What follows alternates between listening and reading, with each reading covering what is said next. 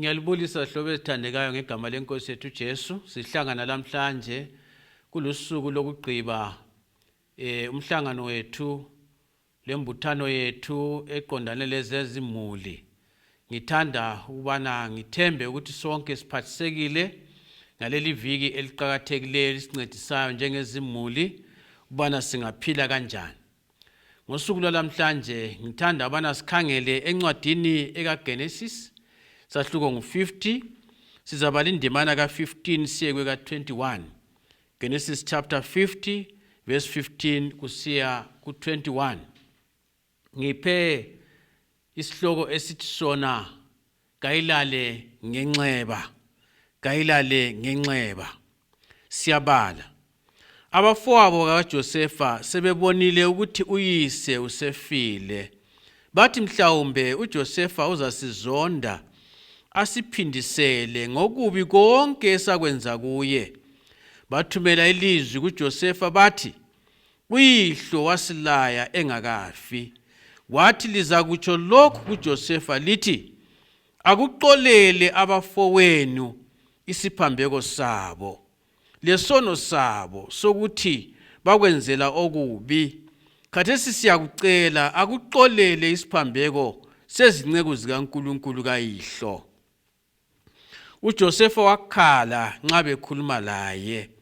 Labafowabo baya kuye bawela phansi phambi kwakhe bathi, khangela siyizinceku zakho. Kodwa uJosefa wathi kibo, lingesabi, kanti ngisendaweni kaNkulunkulu na? Lina laceba ukwenza okubi kimi, kodwa uNkulunkulu wakuphendula kwaba ngokuhle. Njengalokhu kunjalo lamuhla ukuba asilise abantu abanengi. Ngakho-ke lingesabi, ngizakulondla lina labantwana benu. Wabaduduza wakhuluma labo ngomusa. Inkosi kayibusise ukubalwa kwelizwi layo namhlanje. Asithandaze. Babothandekayo, sithanda ukubonga ilizwi lakho esesilifundile. Sengazathi lingakhulumisana lenhliziyo zethu, lidala umahluko ezimpilweni zethu lasezimulini zethu. Ngegama lenkosi Jesu siyakhuleka, amen. Ngithe mina kayilale nganxeba. Nxa ufuna ungathi wena induku kayiwakhi umuzi.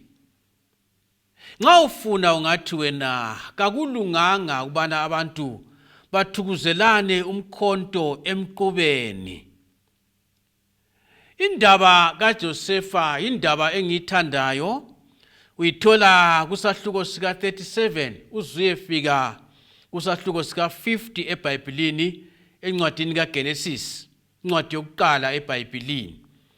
Kuyatshengisa ukubana umuntu olembali esobala leqhakathekileyo, ngoba iBhayibheli liyayilandela impilo yakhe kusukela ekuzalweni aze ayefika ekufeni. uJosefa ke siyazi nxa sibala eBhayibhelini uzalwa emulini yesithembo sika Jacobe, unina uLeya lo Rachel, lezanciza ezimbili uBilha lo Zilpa, ezanciza zika Jacobe. Siyakwazi ukubana uLeya waba labantwana abayisithupha 6, uRachel ababili, kwathi izanciza ezimbili uBilha lo Zilpa bazuza ababili, kusinika abantwana abali12 esihlabela sibala ngabo eBhayibhelini. Ngithanda ukubana ngichasise ingakayikhatshana hlobo zami ukuthi isithembo kasocebo likaNkulunkulu. Funa ukhona ongilaleleyo ocabanga ukuthi isithembo licebo likaNkulunkulu. Ngifuna ukuthi ngihle ngikutsho kucace kube sobala njengemini kaTsheketshe ukuthi isithembo kasocebo likaNkulunkulu.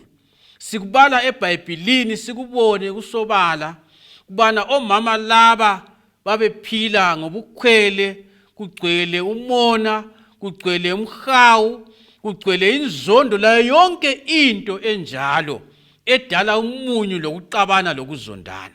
Yile imuli lapho uJosefa azalwa khona. Sengitshilo ukuthi isithembo sivele kakaze sibe sihle. Lanxa ungafisa ukuthi inombolo zakhona uzihlanganise kanjani, kakaze sibe sihle. Ngeke ngakuxoxa lomunye umfundisi ovela kwele Zambia engitshela ngondoda olabo mama abafika amachumi ayisithupha 60 plus 7 lesikhombisa 67 omama abathwele nzima abangathokoziyo. Isithembo hlobo zami ezithandekayo, ngifuna ukuhle ngibhale ngomzila omkhulu, uxa omkhulu phezukwaso kayisilo cebo likaNkulunkulu. Bonke abantu abasenzayo kumbe nguSolomoni kumbe nguDavida kusemakhanda abo, kasilo cebo likaNkulunkulu. Ukuthi uDavida wahamba ngezigwenqa lamabatha akakuthi ukuthi wena lami sokumele lathi sihambe ngezigwenqa lamabatha. Zwana ukuthi ithini incwadi okuthiwa nguPatriarchs and Prophets page 200. Uthi yena the results of polygamy are manifest in the household. Kuyabonakala phakathi kwezimuli imphumela yesithembo. This terrible evil tends to dry up the very springs of life. Kuyakomisa imthombo yothando, and this influence weakens the most sacred ties. Kwenza ukubana indonsela yakhona ibembi emthathweni. The jealous of several mothers and had embittered the family relation, and the children had grown up contentious and impatient of control, and the father's life was darkened with anxiety and grief. Kusobala ke uthi ngitsho abantwana bakhula bengabantwana abangakhuli kuhle, lo baba emzini onjalo ngubaba othwele nzima amagabha avuzayo. UJosepha ke ngibuyele kuye uzalwa nguRachel. Ungabala uGenesis 30 ndima ka1 lo 2. Kwelinye ilanga uRachel uthi yena kuJakobe, nginika abantwana iloba ngife. Athi nxa esephendula umdala lapha uJakobe athi ansiye uNkulunkulu mina. Uyezwa ukuthi inkulumo yakho isinzima njani. Kodwa ke iBhayibheli lisitshela ukuthi hayi uNkulunkulu lomusa wamhawukela uRachel, wazalwa ke uJosepha. Igama lakhe lithi ukuthi uNkulunkulu uza kwengeza, uNkulunkulu uza kwenanisa, uzamnika abanye abantwana. Wayekhangelele kubana uJosepha nxa esezelwe uNkulunkulu uzamnika abanye abantwana njengonyane wabo ongudade wabo uLeya. Sibala ke kubana ngokuswelakala kwenhlanhla nxa uJosepha esekhulile uBenjamin uyalandela. uBenjamin ke unina wathi nxa uBenjamin ezalwa unina laye beflathelana, unina wafa ngesikhathi kuzalwa uBenjamin. Yena wayemnike igama lokuthi nguBinoni, ukuthi bana indodana yensizi zami. Kodwa uyise waguqula leli gama wathi na indodana yesandla sami sokudla, Benjamin, son of my right hand. Yile imuli ke uJosepha azalwa kiyo hlobo ezithandekayo. Njengalokhu lathi wena lami kasikhethi izimuli esizala kuzo, sizifumana sisemulini esizalwa kuzo. Kodwa into emfuna ukubana ngiyenze ibe sobala ukuthi kayikho imuli engelanxaba ngcoza. Kayikho leyodwa. Kayikho imuli epheleleyo, ngoba sizalwa lapha emhlabeni. Aze athi uDavida ngonyiswa ngaphiwa ibele lesono, ngakho sondliwa khonapha sidle siphile ezimulini ezingaphelelanga ngokunjalo.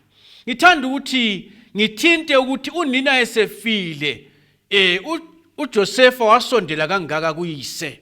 Sifunda kubana wayeseduze loyise kangaka, njalo nguye owayeceba abafowabo kuyise nxa bengaziphathi kahle, nxa besenza izinto zokuganga. uJosepha nguye owayebika kuyise. Okwesibili, uyise wamthanda kangaka wamthengela isigqoko esilembala loba ingubo elamabalabala amanengi amahle ehlukeneyo.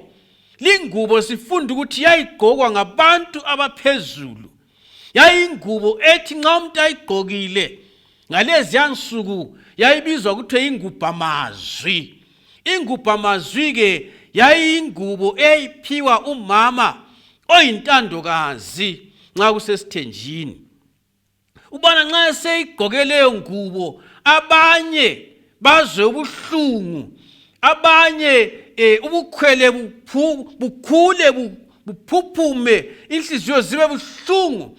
uJosefa ke uyise wamtotoza, wamthengela le ngubo okuthiwa ingubhamazwi, ingubo elamabala amaningi. Abafowabo bamzonda ke kakhulu. Ngithanda ukuthi ngikhulume ke ngokubana uJosefa wakhumisana njani umlotha labafowabo. uJosefa wabaxolela njani abafowabo.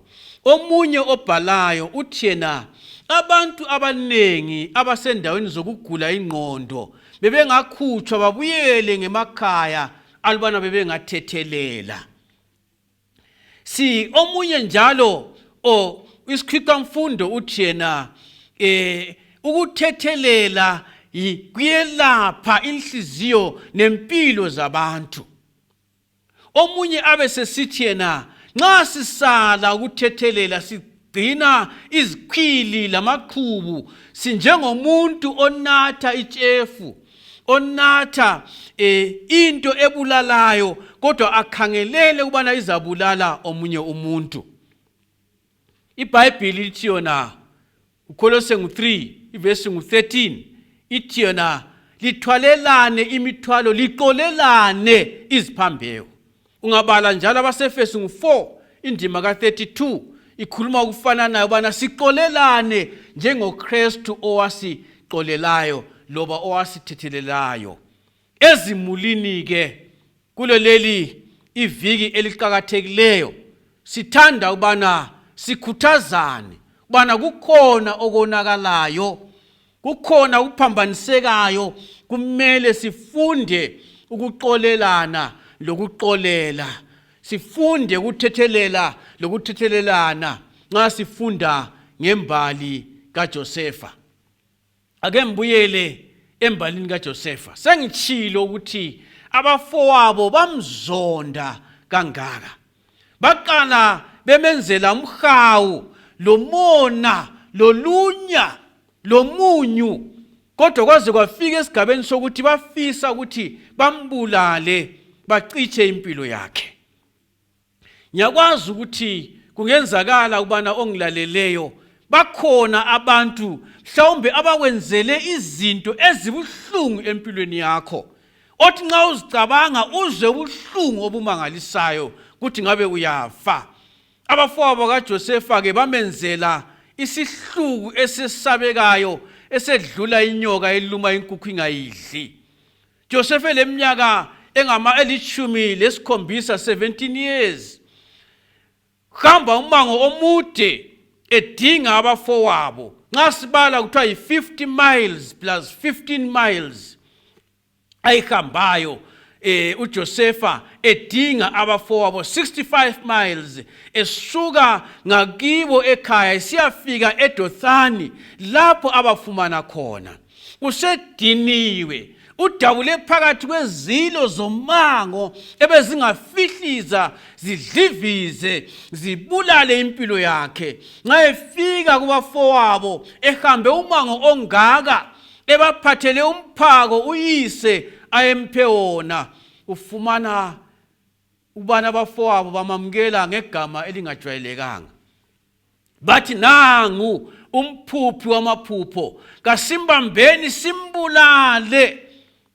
Benza icebo lokubana bamphosele emgodini. Nxa ufunda uchapter 37 verse 19 kaGenesis, nxa bemphosela emgodini kuthiwa bahlala phansi badla ukudla abuye lakho. Akukucabanga. Bahlala phansi badla ukudla abuye lakho. Liyazi zihlobo ezithandekayo, uSathane angangena ezimulini wenza incithakalo esabekayo. Abantu bangangenwa ngumoya kaSathane benza izinto ongeke uzicabange, benza isihluku lolunya ongeke ulucabange. Phosele emgodini, thatha ingubo yakhe, lungisa ubana bazathi udliwe inyamazana. Abafowabo kaJosefa nxa sebenze njalo ekucineni bayavumela ukuthi kasimthengise kuma-Ishmayeli. indaba liyayaza ngizukuyilandelela kodwa ngifuna bona likhangele uverse 40 chapter 45 iverse ngu4 lo5 uJosepha nxa sezivezile kubafowabo uJosepha uyabatshela yimi uJosepha verse 4 lo5 chapter 45 kaGenesis yimi uJosepha elamthengisayo eGibhithe uthi yena uJosepha nxa ebatshela lingabi lovalo lingakhathazeki lingazihlukuluzi lingazikhahlamezi yimi uJosepha elamthengisayo njalo lingazizondeli ngoba uNkulunkulu lanxa lina libabi lanxa lina lalilesifiso esibi lanxa lina lalilenjongo ezimbi kodwa uNkulunkulu wakuchibilikisa hlobo ezithandekayo wakuchibilikisa khona lokho ubana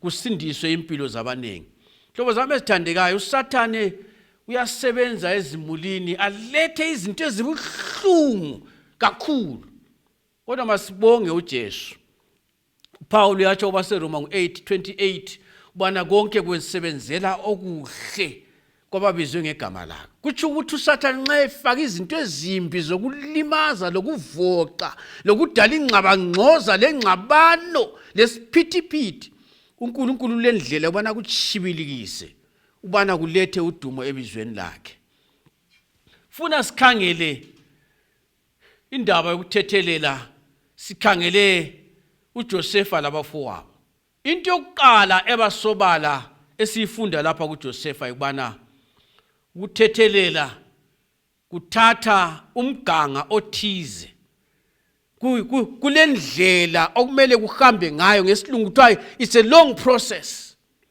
yinto kumele yenzakale ishonguluke ngokuhamba kwesikhathi uJosepha ungakhangela abafowabo nxa exoxa labo okokuqala nxa befika eGibhithe ubaphatha ngocuku uyababuza imibuzo enzima ezama ubana ananzelele ukuthi ngabe sebeguqukile yini uze athathe abophe uSimeon onguye oyengumanjinela wale into yokubana abulawe ngoba athengiswe liyayikhumbula indaba lenkomicho kaBenjamin esesakeni uzama ukudinga ubana kambe ngabe sebeguqukile yini yendlela yolunya lomona ababekhangela ngayo umfowabo uBenjamin uJosepha nxa ekhala izinyembezi uyavuma ubana ubuhlungu obuphakathi buphume liyazi hlobo ezithandekayo nxa ulimele kwesinye isikhathi liyalizwa odokotela ukuthi ulimelele ngaphakathi inxeba elingaphakathi liyingozi nxa uJosepha ekhala izinyembezi zikhipha inxeba zikhipha ubuhlungu obungaphakathi ubuhlungu obuphakathi kwenhliziyo yakhe yindlela yokubana elapheke nxa ekhala izinyembezi ngenzakala ubana ulobuhlungu obugcine ngaphakathi kuyadinga ubana izinyembezi ziphume ukuze lobo buhlungu obungaphakathi buphumele ngaphandle ngoba nxa bungaphakathi bulengozi yokubana bukubulale kumbe bukulimaze okwesibili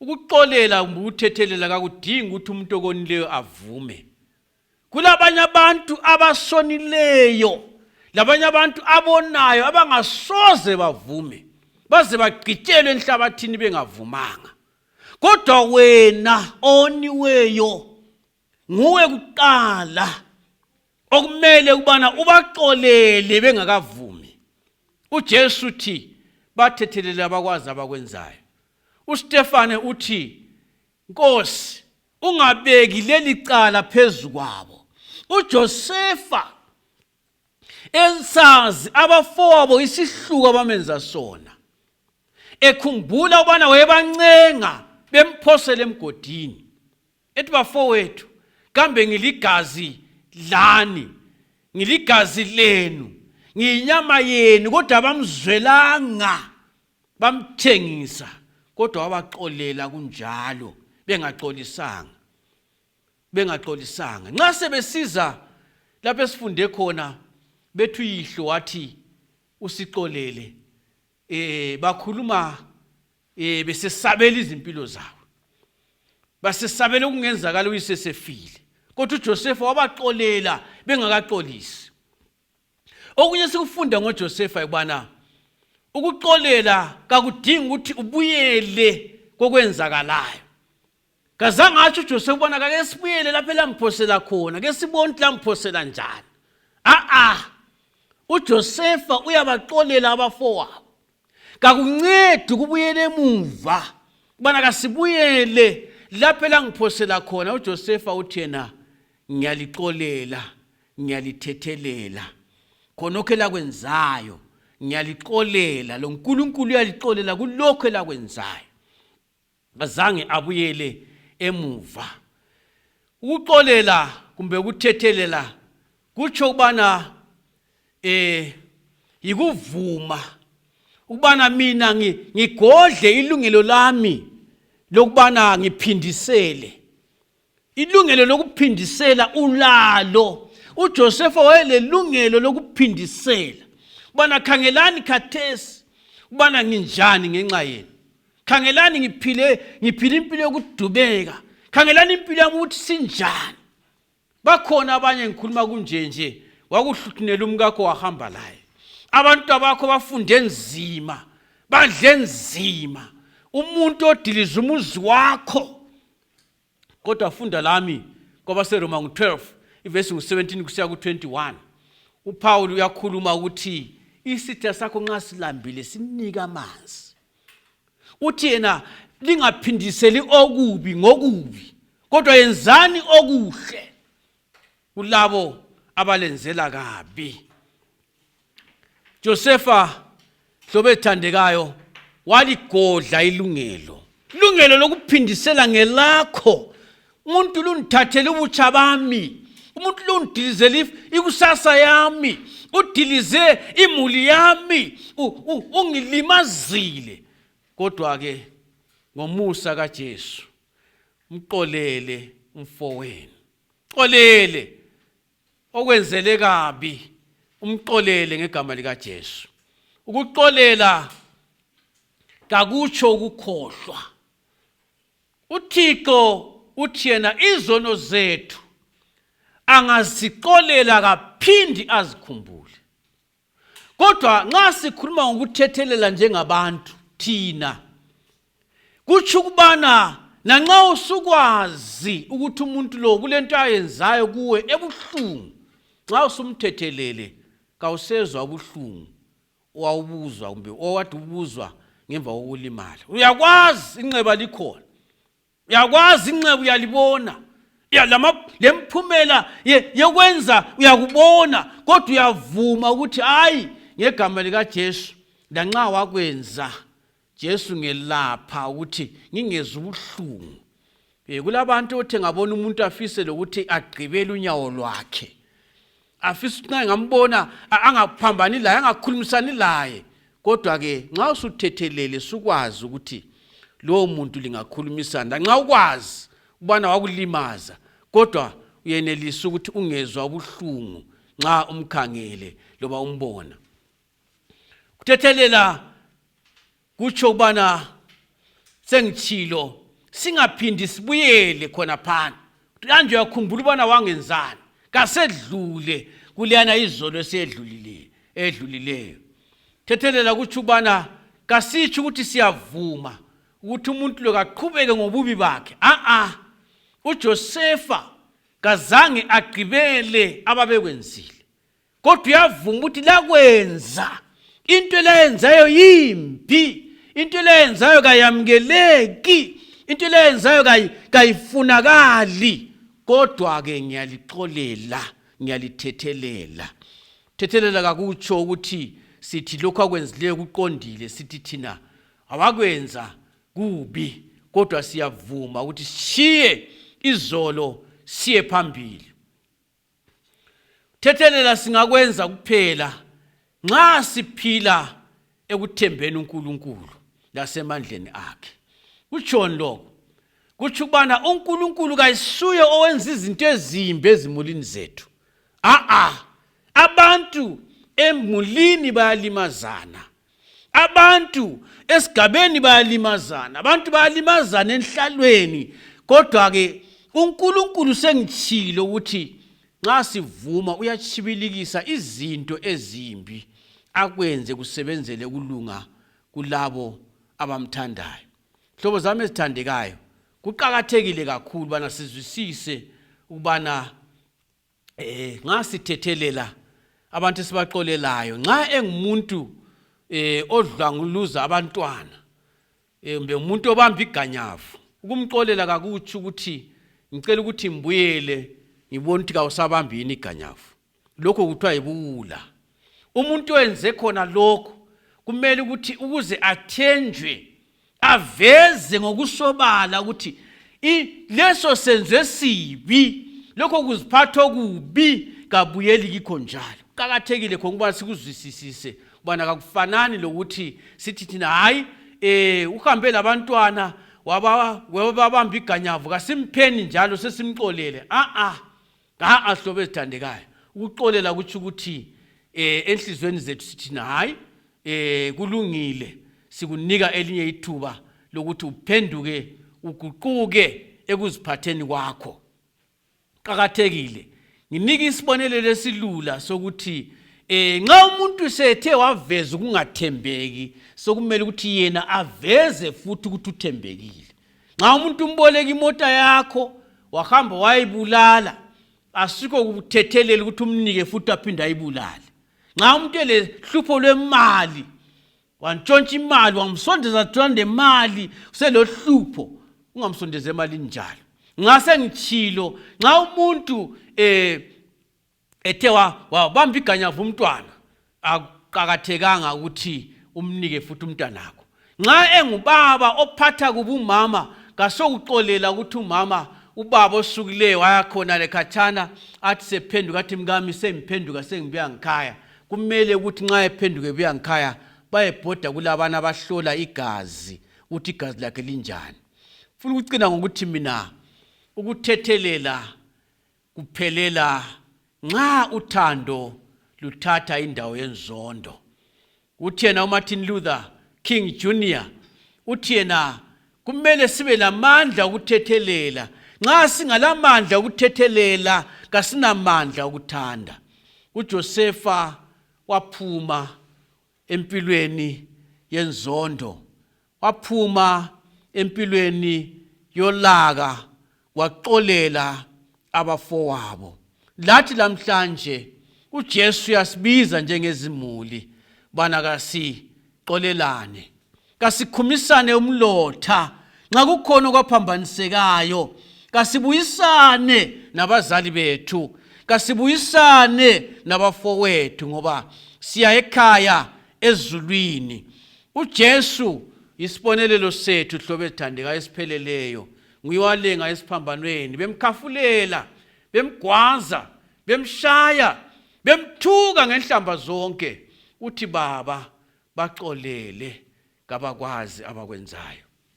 Iyawadinga yini amandla okuxolela kule iviki? Akhona amandla egazini. Ungezwa kungatsho, ungezwa kubuhlungu, kodwa uJesu uthi woza kimi ngizakunika amandla. Umtshele uJesu ukuthi Nkosi, amandla kangilawo, ngicela unginike amandla ubana ngixolele lumfowethu, ludadewethu owangenza into ebuhlungu kangaka. Ngicela unginike amandla ubana ngimthethelele. uJesu uza kunika amandla, akunike ukukhululeka engqondweni nasenhlizweni yakho. Phezu kwezinto zonke uza kunika umqhele ukuphila. Mlimo lomusa kasiphathise njengezimuli ubana kayilale nganxeba lapho konakala khona. Kasixolelane, kasikhumisane umlotha ngegama lenkosi uJesu. uJesu yeza masinyane. Inkosi ingani ngasibusisa, inkosi isinika amandla esingelawo, isebenze ezimpilweni zethu. Ngegama lenkosi uJesu siyakhuleka. Amen.